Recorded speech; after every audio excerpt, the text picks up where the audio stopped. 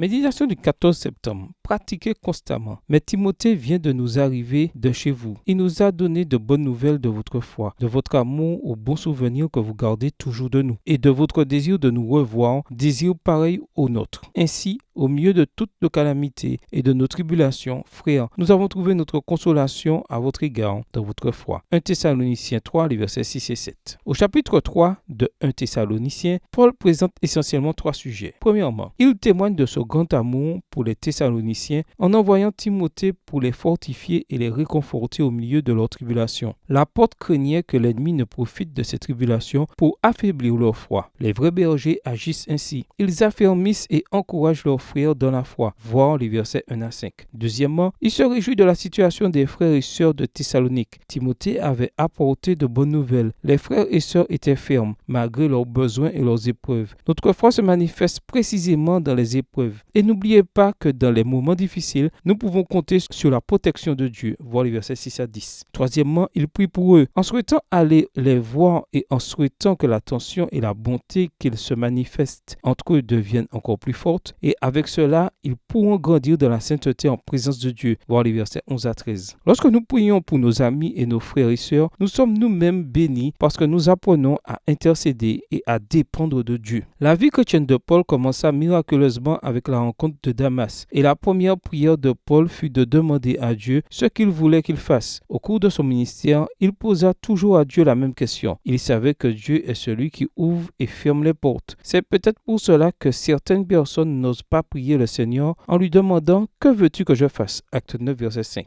Dieu obtient les victoires les plus réelles et les plus frappantes des défaites les plus apparentes et les plus humiliantes. Un jour, le grand musicien américano-polonais Arthur Rubinstein, connu pour son autodiscipline puisqu'il réussissait à pratiquer le piano 16 heures par jour, a dit « Si je passe une journée sans m'entraîner, je vois la différence. Si je passe 2 jours sans m'entraîner, mes amis voient la différence. Si je passe 3 jours, le public voit la différence. » La croissance vient de la pratique. Nous devrions continuellement prier, être confiants, faire la volonté de Dieu et témoigner. Dans aucun domaine de la vie, on n'arrive à être performant sans une pratique constante. J'ai choisi de ne jamais m'arrêter avant d'avoir terminé et avant d'avoir atteint mon but. Phrase de David Livingstone. Bonne journée à vous et que le Seigneur vous bénisse.